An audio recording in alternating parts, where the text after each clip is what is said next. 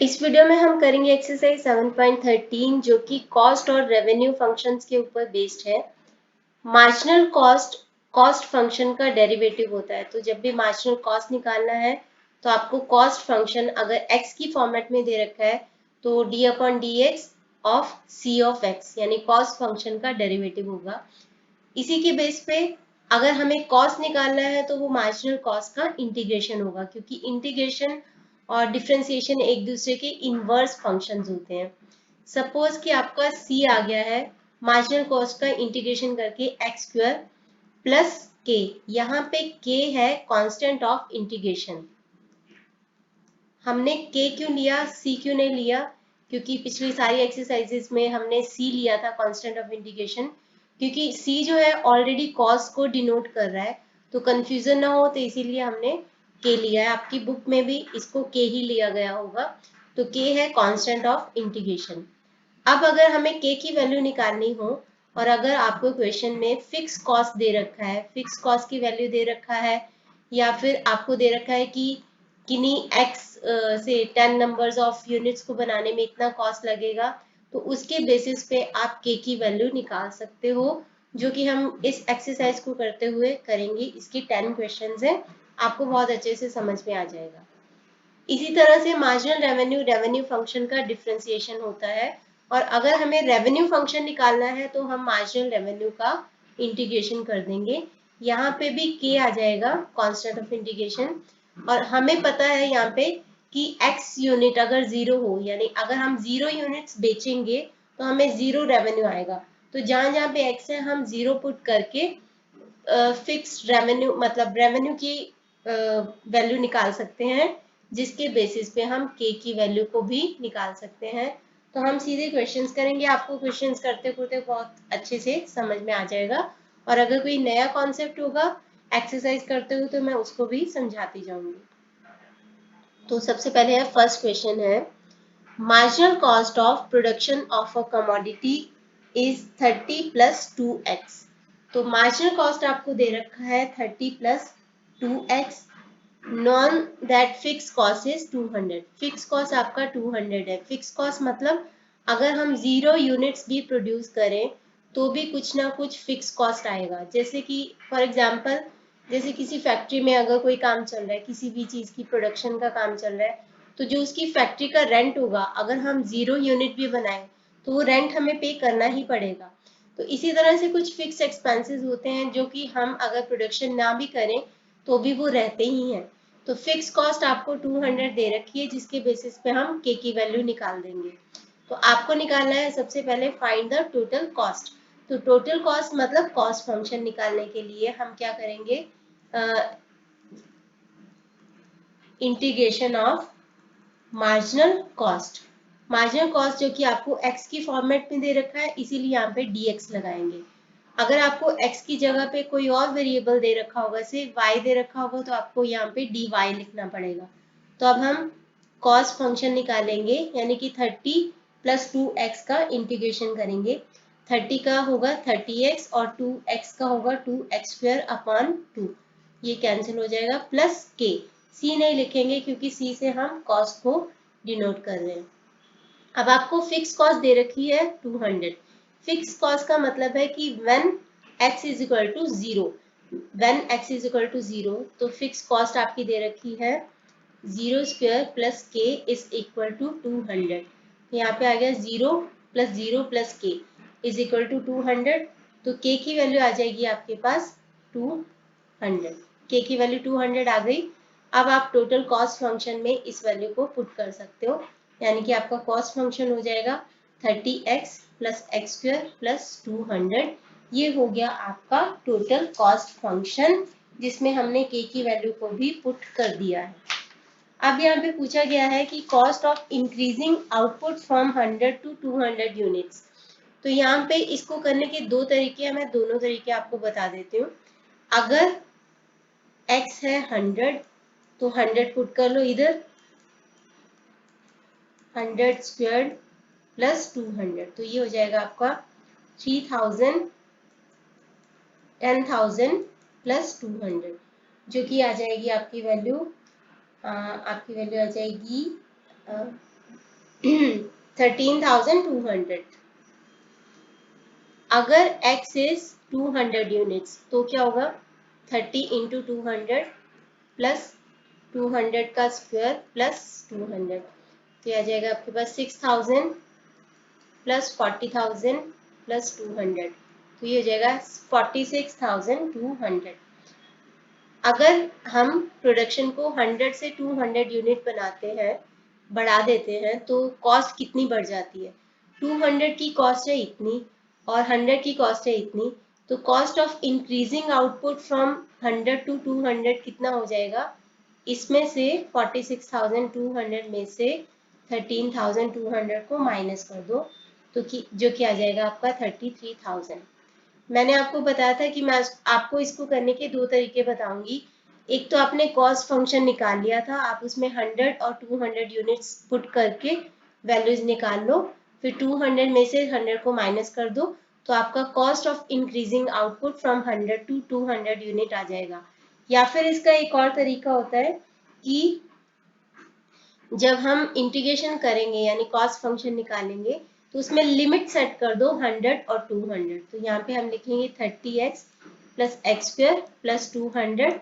यहाँ पे limit, lower limit है 100 और अपर लिमिट है 200, तो आप यहाँ पे 200 पुट करो फिर माइनस 100 पुट करो, तब भी आपका आंसर 33,000 ही आ जाएगा। तो आप इस मेथड से भी इसको सॉल्व कर सकते हो। आगे है नेक्स्ट क्वेश्चन।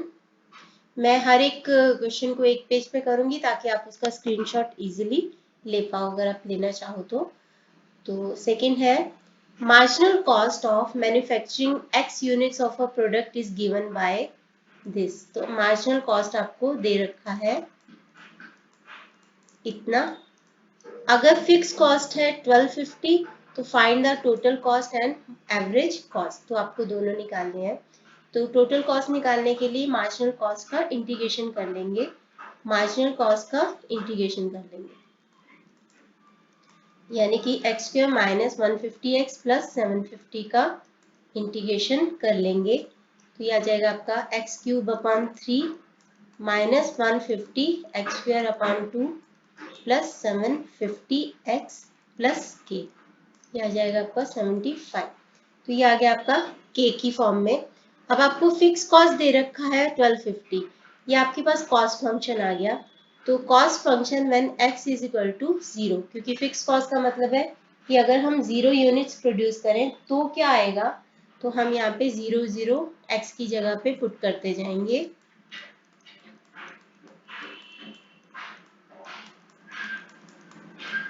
और ये आपको दे रखा है वैसे 1250, तो ये आ गया 0 प्लस माइनस 0 प्लस 0 प्लस के, तो के आ गया आपके पास 1250। के आ गया आपके पास 1250, तो आपका कॉस्ट फंक्शन हो जाएगा। अब के की जगह पे ये वाली वैल्यू इक्वेशन नंबर 1 में पुट कर दो, तो x cube upon 3 minus 75x square plus 750x plus 1250, ये आपका फाइनल आंसर पर्टिकुलर सॉल्यूशन हो जाएगा।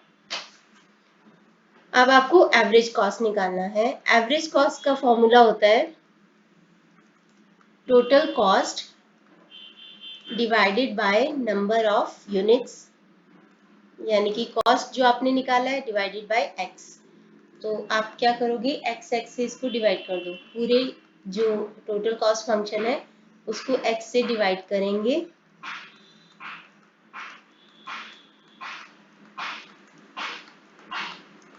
तो सारी टर्म्स को x से डिवाइड करेंगे। यहाँ पे आ गया x square upon 3 minus 75x plus 750 plus 1250 upon x, और ये है आपकी average cost, final answer. Next है marginal cost function of producing x units of a product is given by, आपको मार्जिनल कॉस्ट दे रखा है 3x square minus 10x plus 3। If the total cost of producing 1 unit of the product is 7, एक unit बनाने पे total cost आती है ₹7। इसका क्या यूज है, आगे हमें फिक्स कॉस्ट दी हुई थी, यानी कि अगर हम 0 यूनिट्स बनाएंगे तो उतनी फिक्स कॉस्ट आएगी। अब हम कॉस्ट फंक्शन निकाल लेंगे, जहां जहां पे x है वहां पे 1 पुट कर देंगे, तो एक यूनिट को बनाने की कॉस्ट इक्वेट कर देंगे 7 के साथ, जिससे कि हमें k की वैल्यू आ जाएगी जो कि है कांस्टेंट ऑफ इंटीग्रेशन, जिसके बेसिस पे हम कॉस्ट फंक्शन को फाइंड आउट कर लेंगे। तो कॉस्ट फंक्शन हो जाएगा इसका डिफरेंस इंटीग्रेशन, x की फॉर्मेट में है तो यहाँ पे लिख देंगे dx। तो कॉस्ट फंक्शन आ जाएगा 3x³ upon 3 minus 10x² plus 3x plus k, ये 3 से 3 कैंसिल। अब when x is equal to 1, जब एक यूनिट बनाओगे तो उसकी जो आपको दे रखी है कॉस्ट, वो दे रखी है 7 रुपीज। तो जहां जहां पे x है 1 पुट करते जाओ, और ये आपको दे रखा है 7, ये आ गया आपके पास 1 minus 10 plus 3 plus k is equal to 7। 1 प्लस 3 4 माइनस 10 माइनस 6, तो k will be equal to 7 4 minus 6, तो ये हो जाएगा आपके पास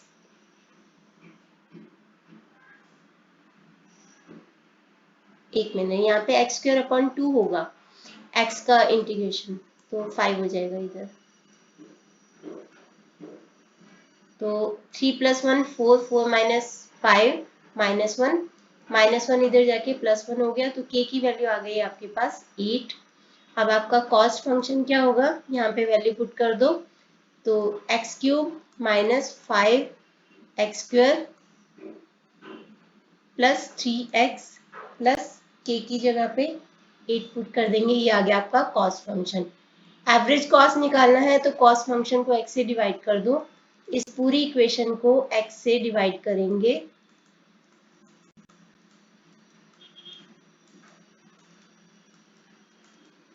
आ जाएगा x² minus 5x plus 3 plus 8 upon x, ये आपका फाइनल आंसर।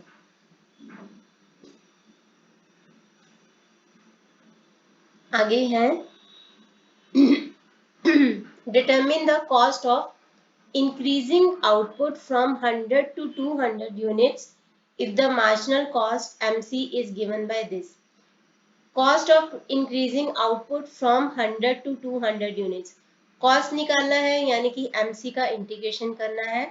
From 100 to 200 तो हम लोअर लिमिट लगा देंगे 100 और अपर लिमिट लगा देंगे हम 200। तो कॉस्ट फंक्शन आपको इस बार लिमिट्स के साथ लगाना है 100 से लेकर के 200 तक, और हम इसको लिख देते हैं 0.33 0.003 x² माइनस 0.0x प्लस 2.5। तो ध्यान से इसका इंटीग्रेशन करेंगे, कुछ मिस नहीं होना चाहिए। इसका हो जाएगा 0.003 x³ अपॉन में 3 माइनस यहाँ पे आ जाएगा 0.001 है, तो मैं इसको 1/100 बना रही हूँ। डेसिमल के बाद जितने डिजिट होते हैं उतने ही opposite part of the fraction पे जीरोस लग जाते हैं, और ये हो जाएगा x² अपॉन में 2 प्लस 2.5x प्लस k नहीं करेंगे। k क्यों नहीं करेंगे, क्योंकि यहाँ पे डेफिनेट इंटीग्रल है, तो हम लिमिट्स पुट करेंगे। लिमिट्स है आपकी 100 से लेकर के 200, तो c आ जाएगा आपके पास। 3 से इसको डिवाइड कर दो तो 0.001 x³ यहाँ पे आ जाएगा आपके पास माइनस x² अपॉन में 200 और प्लस 2.5x। अब 100 और 200 को हम पुट कर देंगे तो हमारा कॉस्ट फंक्शन आ जाएगा। पहले हम 200 पुट करेंगे सारे में x की जगह पे, फिर हम 100 पुट कर देंगे, तो हमारा फाइनल आंसर आ जाएगा। हम पुट करते हैं, पहले x की जगह पे 200 पुट करते हैं, 001 x³ की जगह पे 200 रेज टू 3 माइनस x² की जगह पे 200 रेज टू 2 अपॉन में 200 प्लस 2.5 x की जगह पे 200 पुट कर देंगे। अब इस सारे में से माइनस करेंगे, 100 लगाते जाओ जहां जहां पे x था, तो 100³ माइनस 100² अपॉन 200 प्लस 2.500, तो कॉस्ट फंक्शन आ जाएगा 2 का क्यूब होता है 8, यानी कि यहाँ पे आ जाएगा 8 के साथ 6 जीरोस, 8 के साथ आ जाएगा आपके पास 1 2 3 4 5 6 जीरोस, इसको 0.001 से मल्टीप्लाई करना है। जब भी आपको डेसिमल से मल्टीप्लाई करना है तो आप एक बार 1 से इसको कर दो मल्टीप्लाई, 1 2 3 4 5 6। डेसिमल के बाद कितने डिजिट हैं? 1 2 3, तो 3 डिजिट के पहले डेसिमल लगा दो, ये आ गया आपका 8000। यहाँ पे है -40,000 अपॉन 200, तो ये आ जाएगा आपका -200 प्लस ये आ गया आपका 500 माइनस। इसी तरीके से यहाँ पे आ जाएगा आपके पास 6 जीरोस, यानी कि 1 मिलियन मतलब 10 लाख। तो 10 लाख को 1 से करेंगे तो 10 लाख आएगा। 0.001 3 डिजिट है, तो 3 डिजिट के पहले 0 लगा दोगे तो यहाँ पे बच जाएगा 1000। यहाँ पे है 100 का स्क्वायर, यानी कि 10,000 डिवाइडेड बाय 200, जो कि हो जाएगा 50 प्लस ये हो जाएगा आपका 250। तो सी आ जाएगा आपका 8300 माइनस 1250 माइनस ये 1200,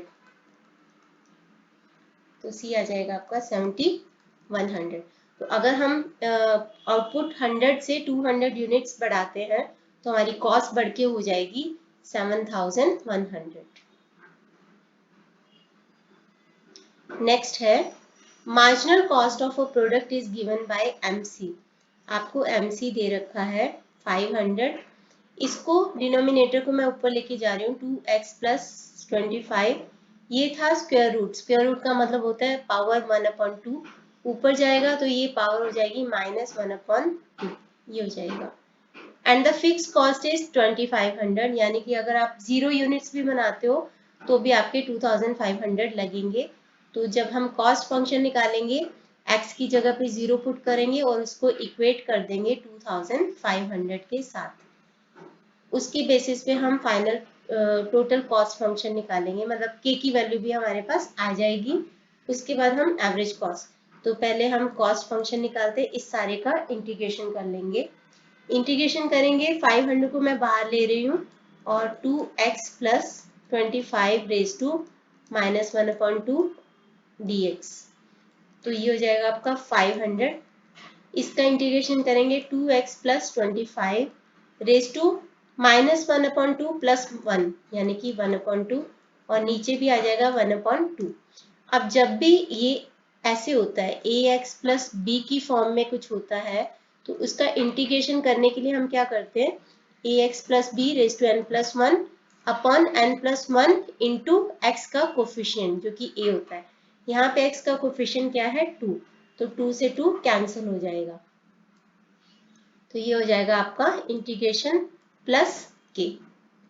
अब हम इसको लिख लेते हैं ऐसे 500 2x प्लस 25 को स्क्वायर रूट में ले लो प्लस k। अब हमें फिक्स कॉस्ट दे रखा है 2500। फिक्स कॉस्ट मतलब अगर x इज इक्वल टू 0, तो जहां जहां पे x है वहां वहां पे हम 0 पुट कर लेते हैं। 500 रूट में 2 into 0 plus 25 plus k is equal to आपको दे रखा है 2500 के, तो यहाँ पे आ गया 500। 2 इंटू 0 0 0 प्लस 25 25 का रूट होता है 5, तो 5 plus k is equal to 2500। ये 2500 ये 2500, तो k की वैल्यू आ जाएगी 0। k की वैल्यू आ गई 0। इसको हम इस मेन फंक्शन में पुट करते हैं तो हमारा कॉस्ट फंक्शन आ गया 500 2x प्लस 25 प्लस 0। तो 0 तो लगाने का फायदा नहीं है, प्लस 0 करोगे। 0 एक एडिटिव आइडेंटिटी होता है जो कि किसी में भी ऐड हो तो सेम आंसर आता है।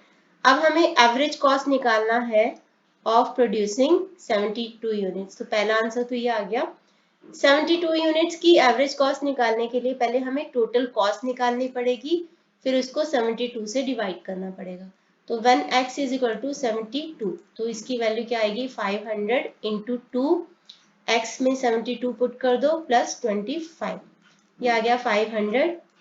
144 प्लस 25 169, ये हो गया 500 इंटू 13, जो कि आ जाएगा 6500।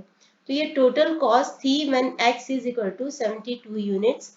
AC निकालना है तो टोटल कॉस्ट को उतने यूनिट से डिवाइड कर दो, तो 6500 डिवाइडेड बाय 72 ये आ जाएगा आपका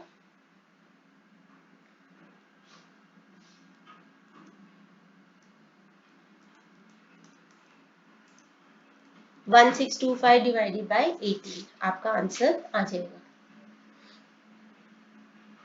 नेक्स्ट है marginal cost function of producing x units of a product is given by, आपको MC दे रखा है 3e 0.3x प्लस 5, ये आपको दे रखा है। Fix cost is 6050, then find the total cost function. तो फिक्स कॉस्ट दे रखा है, फिक्स कॉस्ट का मतलब है कि अगर x 0 है तो टोटल कॉस्ट इतनी आएगी 6050 आएगी, उसके बेसिस पे हम k की वैल्यू निकालेंगे और टोटल कॉस्ट फंक्शन निकालेंगे। Also find the cost of production of 10 units, जैसे ही हम टोटल कॉस्ट फंक्शन निकालेंगे x की जगह पे 10 सब्सटीट्यूट कर देंगे तो वो हमारा दूसरा आंसर आ जाएगा। तो सबसे पहले कॉस्ट फंक्शन निकालने के लिए हम MC का इंटीग्रेशन कर देंगे, तो 3e raise to 0.3x plus 5, इसका इंटीग्रेशन करेंगे तो ये आ जाएगा 3 into e raise to 0.3x upon में 0.3। जब भी e की पावर से 2x है तो इसका इंटीग्रेशन होता है 2x अपॉन में x का कोफिशिएंट जो कि है 2। इस तरीके से यहाँ पे x का कोफिशिएंट है 0.3 यानी कि 3/10, वो हम नीचे ले लेंगे, प्लस 5x प्लस k, ये 10 ऊपर चला जाएगा 30 और यहाँ पे आ जाएगा 3, तो ये बन जाएगा 10। तो 10e raise to 0.3x plus 5x plus k, ये आपका कॉस्ट फंक्शन आ गया।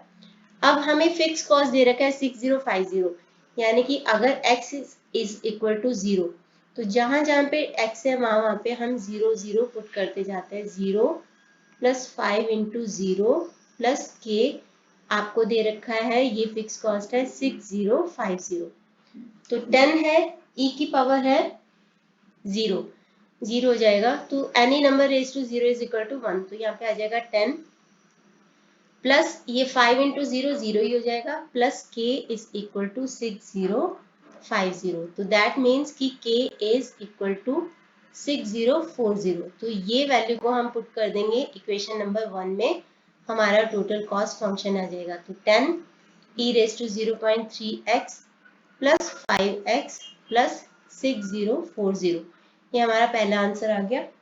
अब हमें निकालनी है cost of 10 units. Cost of 10 units का मतलब है when x is equal to 10, when x is equal to 10, तो 10 into e raise to 0.3, x की जगह पे 10 प्लस 5 इंटू 10 प्लस 6040, आ जाएगा यहाँ पे 10 ई रेज टू 3 प्लस 50 प्लस 6040, यानी कि 6090, ये हमारी कॉस्ट जब हम 10 यूनिट्स प्रोड्यूस करते हैं, जब हम 10 यूनिट्स प्रोड्यूस करते हैं।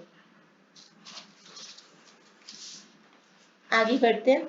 7th है marginal revenue function of a commodity is 9 plus x square, तो आपको मार्जिनल रेवेन्यू दे रखा है 9 plus 6x square. Find the revenue function. Revenue function निकालने के लिए हम मार्जिनल रेवेन्यू का इंटीग्रेशन कर देंगे। Also find revenue obtained on selling 5 units of the product. तो सबसे पहले तो हम रेवेन्यू फंक्शन निकालते हैं, फिर उसमें 5 पुट कर देंगे x की जगह पे, और ये हमारा दूसरा आंसर भी आ जाएगा कि हमें 5 यूनिट्स को सेल करने पे कितना टोटल रेवेन्यू आता है। तो रेवेन्यू फंक्शन निकालने के लिए सबसे पहले मार्जिनल रेवेन्यू का इंटीग्रेशन कर देंगे। तो 9 plus 6x square into dx, तो r will be equal to 9x plus 6 into x cube upon 3 plus k। आगे तो हमें फिक्स कॉस्ट दे रखा होता है क्योंकि ताकि हम k की वैल्यू निकाल सके, बट यहाँ पे हमें कोई प्रॉब्लम नहीं है क्योंकि हमें पता है कि अगर x 0 है, अगर हम 0 यूनिट्स बेचेंगे तो हमारा टोटल रेवेन्यू कितना होगा 0, तो इसको इक्वेट कर देंगे 0 के साथ। तो revenue when x is equal to 0 is equal to 0, तो दैट मीन्स 9x की जगह पे 0 0 and k is equal to 0, तो k की वैल्यू आ गई 0 ही आ गई यहाँ पे। इसको हम यहाँ पे पुट कर देंगे तो हमारे पास रेवेन्यू फंक्शन आ गया 9x plus 2x cube plus 0, यानी कि वही आंसर आ गया हमारे पास फर्स्ट आंसर। आगे है जब 5 यूनिट्स बेचेंगे तो कितना रेवेन्यू होगा, यानी कि when x is equal to 5, तो 9 into 5 plus 2 5 raise to 3 45 plus 125 को 2 से किया तो 250, या आ जाएगा 295, यानी कि अगर हम 5 यूनिट्स बेचते हैं तो हमारा जो आंसर है, हमारा रेवेन्यू होता है वो आता है 295 रुपीज, 295 रुपीज। आगे 7th के बाद 9th आ गया है हमारा, 8th क्वेश्चन उसके बाद में है, तो हम पहले 9th ही कर लेते हैं। तो मार्जिनल रेवेन्यू आपको दे रखा है, मार्जिनल रेवेन्यू आपको दे रखा है ऑफ अ कमोडिटी इज, हम इसको लिख लेंगे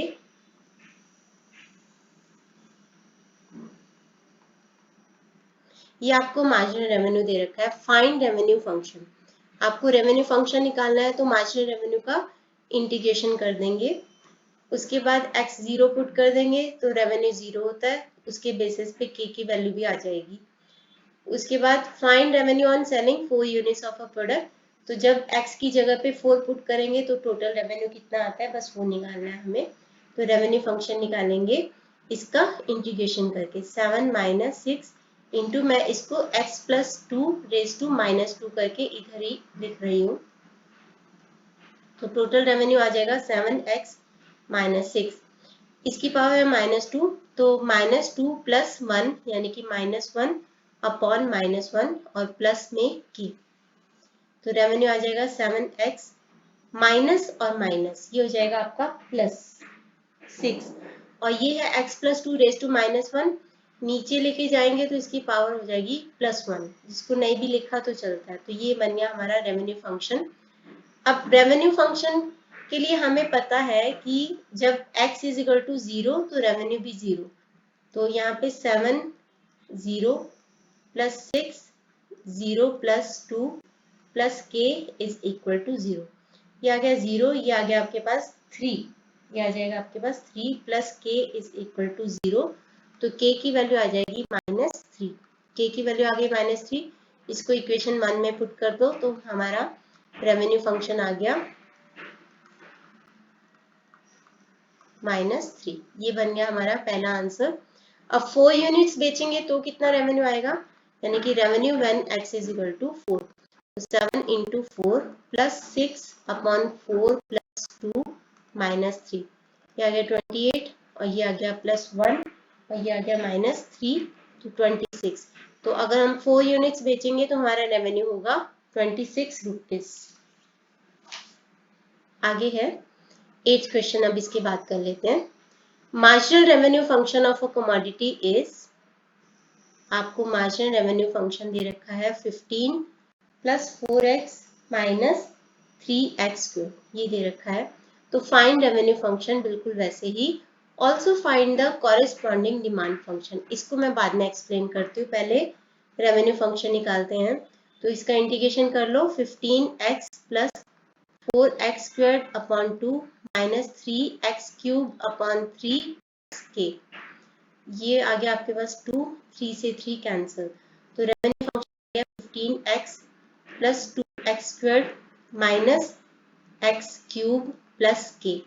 अब हमें k निकालना है, तो हमें पता है कि जब x इज इक्वल टू 0 तो revenue is also equal to 0, तो 15 0 plus 2 0 square minus 0 cube plus k is equal to 0, यहाँ से हमारे पास k की वैल्यू आ गई 0,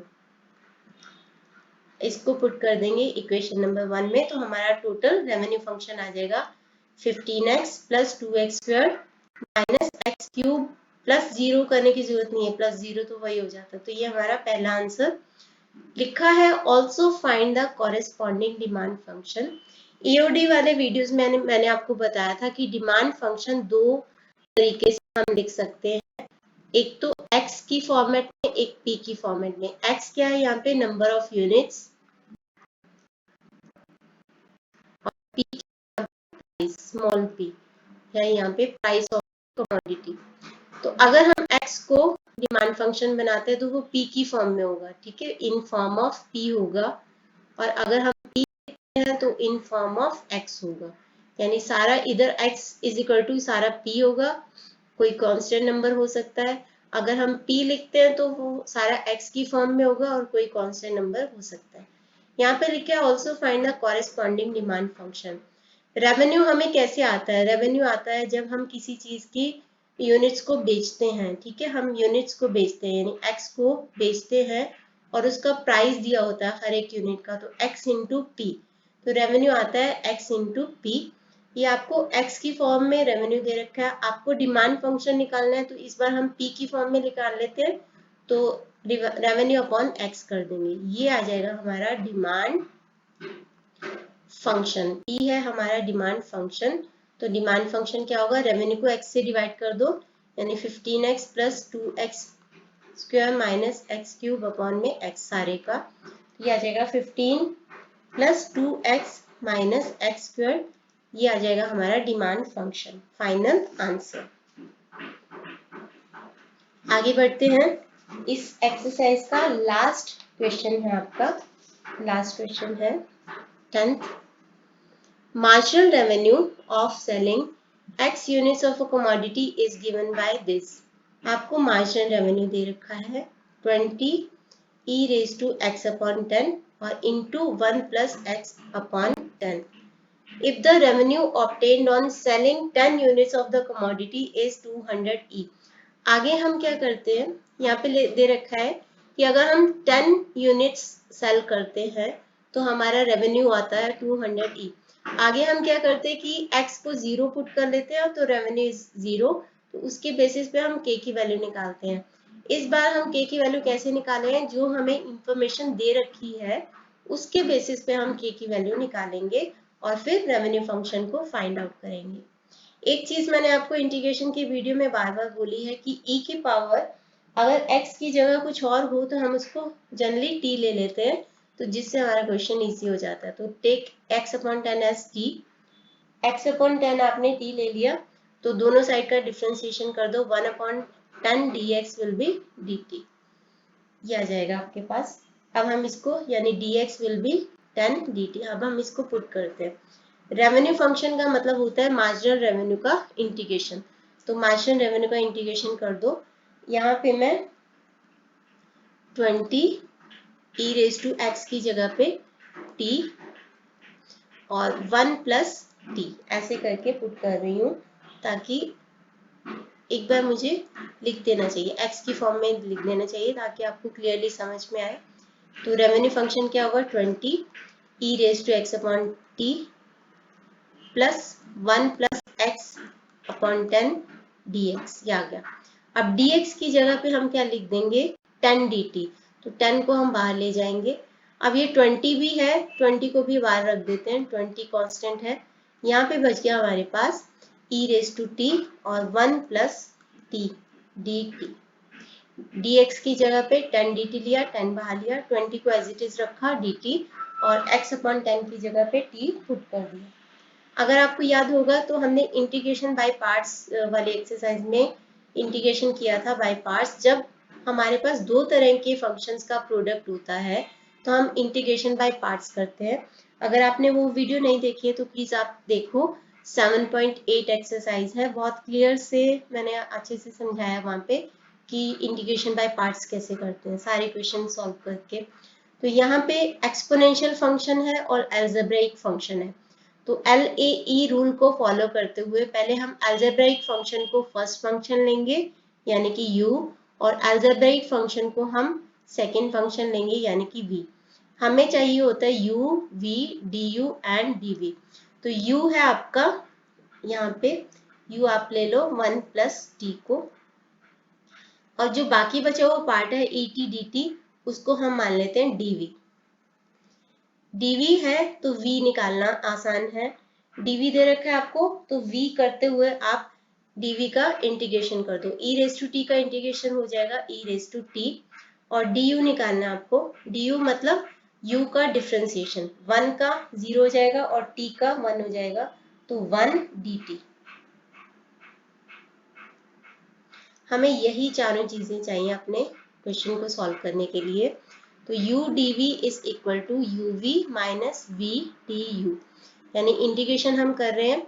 ये 200 को तो एज इट इज रख दो बाहर, 200 को बाहर रखा, और u क्या आपका 1 प्लस टी, और dv क्या है आपका e raise to t dt।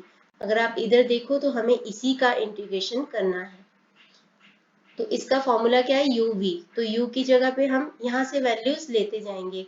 u है आपका 1 प्लस टी, और v है e raise to t minus integration of v है आपका e रेस टू टी और du है 1 dt। बस अब इसको पुट कर दो, और बाहर आप 200 रख लो क्योंकि भूल ना जाए फिर हम। तो 200 रखा बाहर, तो 1 plus t dt minus e raise to t into 1, e raise to t होता है तो e रेस टू टी का इंटीग्रेशन हो जाएगा e रेस टू टी ही हो जाएगा, और प्लस में कर देंगे हम k।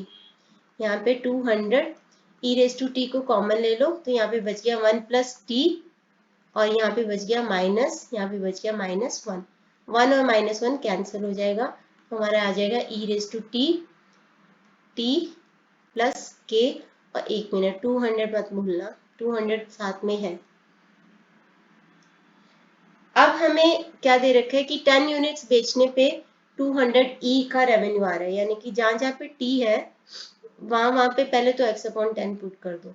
तो 200 ई रेस टू x अपॉन 10 और x अपॉन 10 प्लस के, ये आपका रेवेन्यू फंक्शन आ गया, ये आपका रेवेन्यू फंक्शन आ गया है।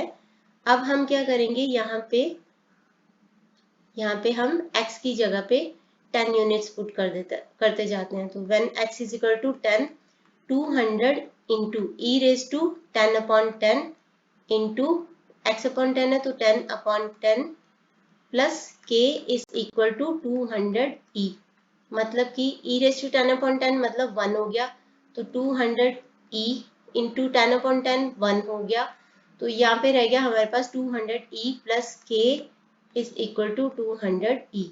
तो k की वैल्यू क्या आ गई, k की वैल्यू आ गई हमारी 0, k की वैल्यू 0 आ गई। अब इसको यहाँ पे पुट कर दो, तो हमारा रेवेन्यू फंक्शन आ गया 200 e raise to x upon 10 into x upon 10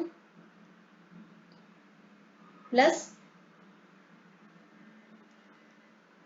k। k क्या है आपका 0 है, तो 0 लिखने की जरूरत नहीं है।